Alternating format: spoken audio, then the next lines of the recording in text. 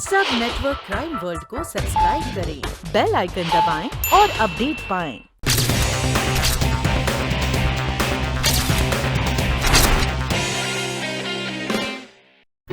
ये नट जिप्सी के टायर का नट है और टायरों की पोजीशन से पता चलता है कि उस जिप्सी के आगे का लेफ्ट साइड का पहिया पंक्चर हुआ था। इट मीन्स उस गाड़ी के आगे के लेफ्ट साइड के पहिए में सिर्फ 3 नट होंगे। वाह कर्नल भाई, कमाल हो गया। मतलब एक टायर में 3 नट वाली जिप्सी। डॉक्टर साहब जी, क्या आप मुझे बता सकते हैं ये कॉटेज किसका है? बिल्कुल, मुझे सिर्फ 2 मिनट का वक्त दीजिए।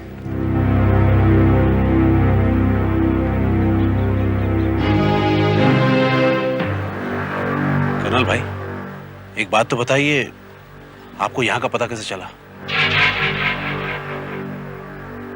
जब मैं हाउस नंबर 44 में गया था तो मुझे वहां मैच बॉक्स को ये फ्लैप मिला। इस पे लिखा है मनोरी रिसोर्ट। के अंदर ये देखो, ये एड्रेस लिखा है, सैंड कॉटेज। क्या आप मुझे बता सकते हैं कि सैंड कॉटेज किसका है? इसलिए सबसे पहले मैं यहां आया। अब देखना आखिर ये कॉटेज है किसका। Okay, thank you very much. Colonel साहब, ये सैंड कॉटेज किसी दीक्षित साहब का है जो इसे बेचना चाहते हैं। काफी दिनों से बंद पड़ा है। क्या मैं उनसे बात कर सकता हूँ? जी बिल्कुल।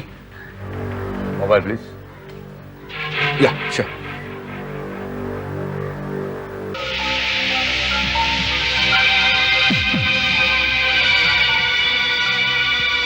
क्या नंबर है उनका? 54327। हेलो, क्या मैं मिस्टर दीक्षित से बात कर सकता हूं? ठीक है, थैंक यू। मिस्टर दीक्षित घर पर नहीं है। मैं यहां हूं जी, मैं ही हूं मिस्टर दीक्षित। लेकिन आप लोग कौन हैं और क्या चाहते हैं? मैं कर्नल परमवीर, यह इकबाल अटेला और यह इंस्पेक्टर दावर। कही कर्नल साहब, आप मुझसे क्या चाहते हैं? ये कॉटेज कब से खाली पड़ा है? यही 1-2 साल से खाली पड़ा है। दरअसल मैं इसे बेचना चाहता हूं। अच्छा, इसकी चाबियां कितनी हैं? इसकी 2 चाबियां हैं, एक मेरे पास और एक मेरे ब्रोकर के पास। आपका ब्रोकर कौन है? मेरा ब्रोकर सुशांत बिहारी लाल।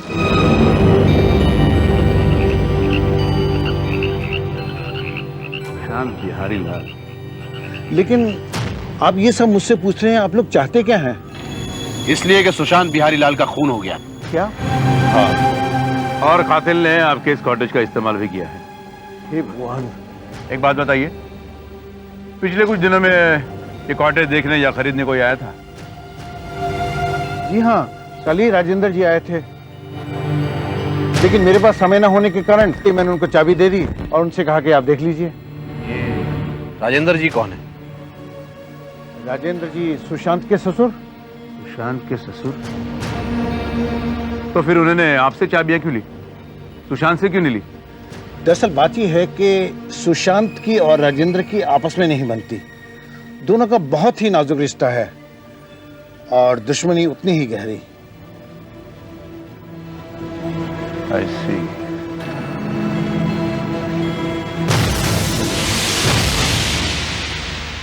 दो खाली घर,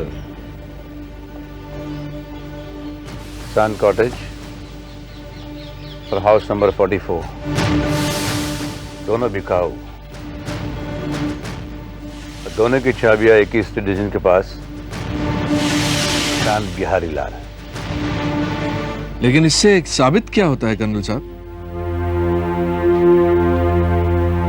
बहुत कुछ साबित हो सकता है।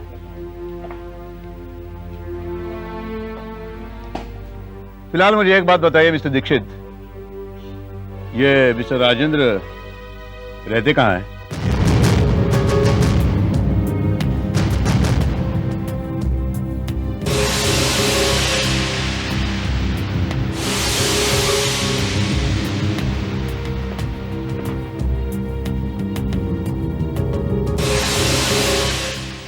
माय की प्लीज। ये लीजिए सर। राजेंद्र, ओह संपत, मैं कब से तुम्हारा इंतजार कर रहा हूं।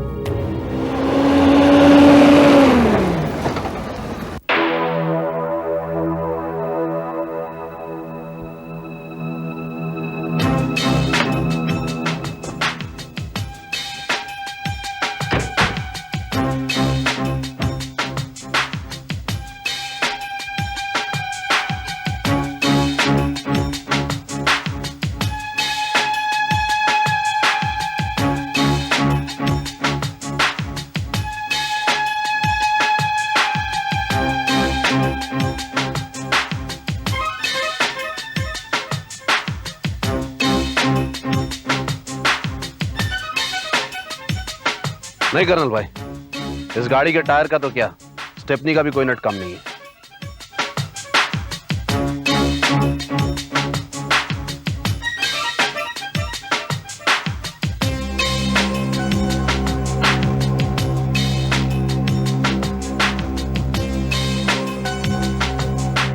ये नट नया लगा हुआ है।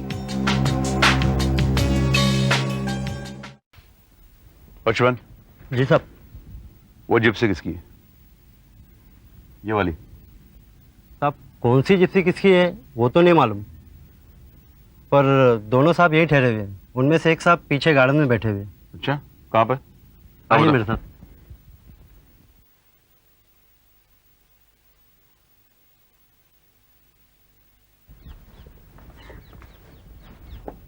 साहब उनकी है।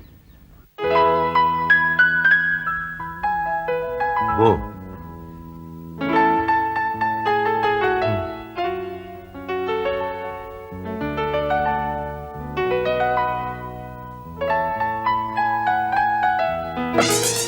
कर्नल, तुम यहाँ? यही सवाल मैं तुमसे पूछना चाहता हूँ। यूँ क्या है कि मुझे पता चला कि राजेंद्र यहाँ ठहरे हुए हैं, तो इनसे मिलने चला आया। इनसे मिलो। राजेंद्र सिकरवार, मौली के पिता, मेरे बहुत पुराने दोस्त हैं। हेलो। तुम लोग यहाँ क्या कर रहे हो?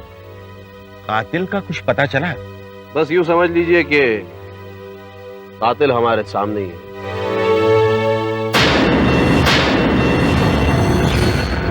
मतलब आज जो जिप्सी खड़ी है आपकी है? हाँ मेरी है। तो MFF 4362। नहीं, वो जिप्सी मेरी नहीं है। मेरी जिप्सी का नंबर MS021421 है। साहब वो दूसरी गाड़ी उस आदमी की है।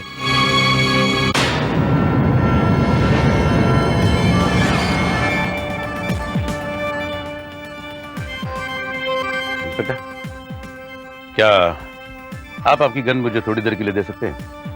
आई एम सॉरी कर्नल, ये कानून के खिलाफ है।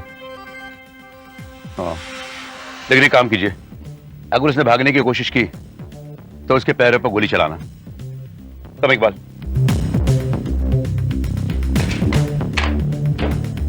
Excuse me. यस। वो बाहर जो जिप्सी खड़ेला है वो आपका है? अरे हिंदी समझ में नहीं आता है क्या? Hindi Hindi, not no. No Hindi. इधर जो Gypsy MFF 4362।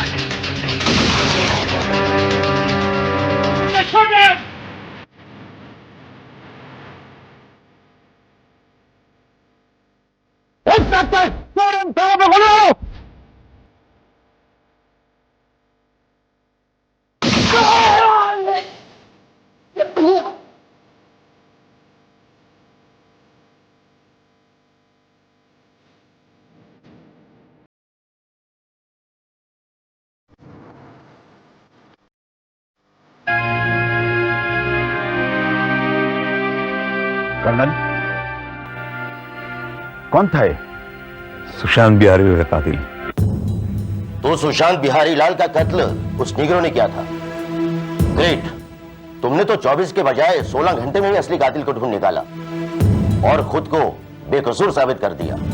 Good, very good. नहीं मिस्टर सिन्हा, इंस्पेक्टर दावर की नजरों में मैं कानूनन बेकसूर साबित नहीं हुआ। इन्होंने मुझे खुद को बेकसूर साबित करने का मौका नहीं दिया। मैं बेकसूर तब साबित होता जब मैं उस निगरो को जिंदा पकड़कर आपके सामने पेश करता और वो अपना गुनाह आपके सामने कबूल करता। भैया इंस्पेक्टर, इन हालात में आप मुझे सुशांत बिहारीलाल के कत्ल के इल्जाम से बरी करने को तैयार है? I am very sorry sir, मुझे सेल्फ डिफेंस में उस पर अंधाधुंध गोलियां चलानी पड़ी। क्या ना सर कि अगर मैं गोलियां नहीं चलाता तो हम तीनों में से जरूर कोई ना कोई मरता। आई नो वेरी मच कि सुशांत बिहारी लाल का कातिल वो निग्रो था, कर्नल साहब नहीं। कर्नल साहब, अब मुझे आप पर पूरा यकीन हो गया। I am really sorry for that.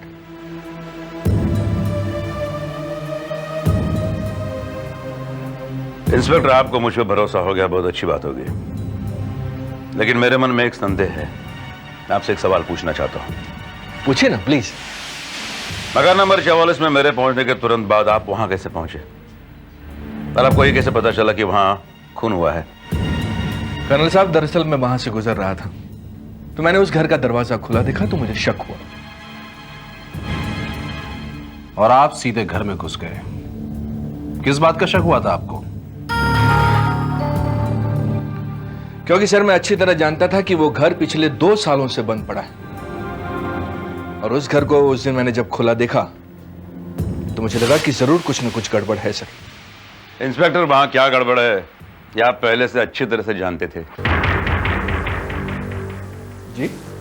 मैं ये कहना चाहता हूं कि कातिल का असली शिकार सुशांत बिहारीलाल नहीं था।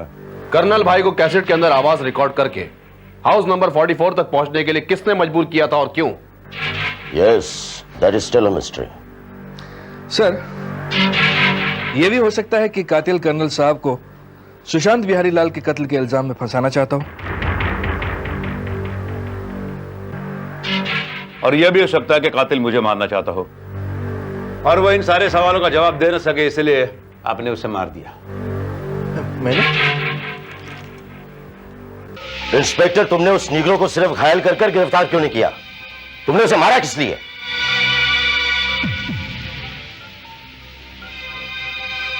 जवाब दो इंस्पेक्टर। सर मैंने आपसे कहा ना कि सेल्फ डिफेंस में मुझे। जवाब मेरे पास है मिस्टर सिन्हा। यह मोबाइल मुझे उस निग्रो के पास मिला, इसमें एक मैसेज है। Last received text message.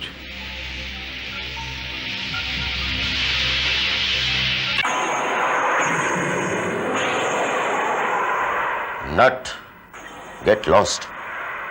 क्या मतलब है इसका? इसके 2 मतलब है। एक है बेवकूफ, यहां से भाग जाओ। और दूसरा मतलब यह है कि अपने गाड़ी के टायर के नट चेक करो, उसमें एक नट कम है। और यह मैसेज जिस मोबाइल से आया उस मोबाइल का ये number.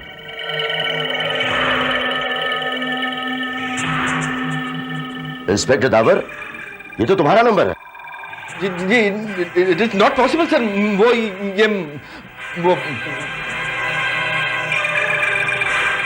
Please give me your mobile. Inspector, अपना मोबाइल दो।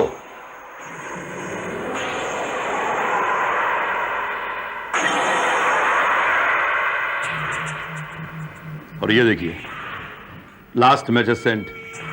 ये वही मैसेज है जो इस नंबर पे आया है और इस नंबर से इस नंबर पे ये मैसेज भेजा गया था।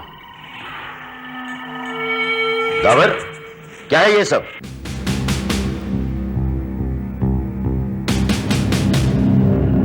ये मैसेज आपने उस निगरो को तब भेजा था जब आप मिस्टर दीक्षित का पता लगाने के बहाने हमसे दूर चले गए थे, और ये मैसेज मैंने भी उस वक्त पढ़ लिया था जब मैंने मिस्टर दीक्षित से बात करने के लिए आपका ये मोबाइल लिया था। आपको खतरा हो गया था कि अगर टायर में एक नटकम वाली जिप्सी हमारे हाथ लग गई तो वो नीग्रो पकड़ा जाएगा, और एक बार वो नीग्रो पकड़ा गया तो आप हमारी गिरफ्त में होंगे। इसीलिए आपने वो मैसेज भेजा था चौथा नट लगवाने के लिए। इसका मतलब है तुम इस साजिश में शामिल हो? मुझे इंस्पेक्टर दावर पर पहले से ही शक था। जब ये अचानक मकान नंबर 44 में दाखिल हुए थे और जब ये रजिस्टर में कंप्लेंट दर्ज करवा रहे थे तब मैंने इनकी हैंडराइटिंग भी देख ली थी, और वही हैंडराइटिंग है इस मैच फ्लैग पर भी है। आप चाहे तो हैंडराइटिंग एक्सपर्ट से यह कंफर्म करवा सकते हैं कि ये इनकी है या नहीं। बोलो इंस्पेक्टर, क्यों किया तुमने ये सब?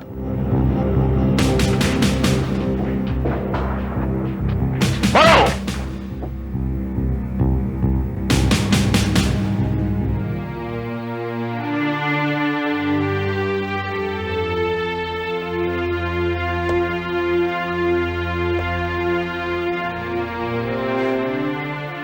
मैं मानता हूं सर, मैं मानता हूं कि यह सारी प्लानिंग मेरी थी सर। सर प्लीज प्लीज मुझे माफ कर दीजिए।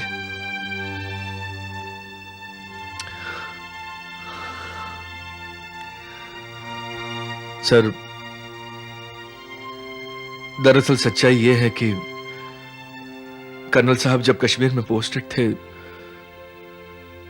तो उन्होंने हमारे पड़ोसी देश के एक खतरनाक आतंकवादी समीउल्लाह और उनके साथियों को मार गिराया था। बस उस दिन से वो गिरोह कर्नल साहब को जान से मारने की फिराक में लग गया। इस काम के लिए उन्होंने एक निगरोह को हायर किया। दरअसल वो निगरोह मनोली में कर्नल साहब को मारने के लिए आया था। वो मुझसे मिला और मुझे 10 लाख रुपए का लालच देकर उसने मुझे अपने प्लान में शामिल कर लिया। मैंने ही सैंड कॉटेज और हाउस नंबर 44 की डुप्लीकेट चाबियां बनाई और मैंने ही कर्नल साहब की गाड़ी के स्टूडियो में वो कैसेट लगाई, क्योंकि मैं अच्छी तरह जानता था कि कैसेट के इंस्ट्रक्शंस को सुनकर उसे चैलेंजिंग मानकर कर्नल साहब हाउस नंबर 44 में जरूर आएंगे और वहां पहले से ही मौजूद निगरों उन्हें जान से मार देगा। लेकिन बदकिस्मती से कर्नल साहब से पहले वहां सुशांत बिहारी लाल पहुंच गया और निगरों ने उसे गोली मार दी। मैं हाउस नंबर 44 में कर्नल साहब की लाश देखने के मकसद से वहां पहुंचा, लेकिन मैं वहां देखकर हैरान रह गया कि वहां सुशांत बिहारी लाल की लाश थी और कर्नल साहब मेरे सामने जिंदा खड़े थे। उसी वक्त मैंने अपने प्लान में तब्दीली की और कर्नल साहब को सुशांत बिहारी लाल के कत्ल के इल्जाम में फंसाने की चाल चली।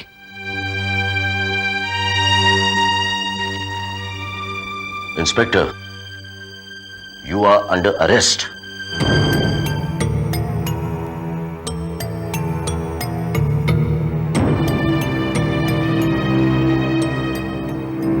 मुझे अफसोस इस बात का नहीं कि तुमने मेरी जान लेने की कोशिश की।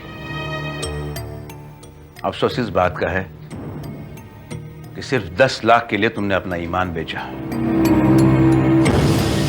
अफसोस तो उसका भी है कि जिस देश में तुम पैदा हुए उस देश को तुमने कभी प्यार नहीं किया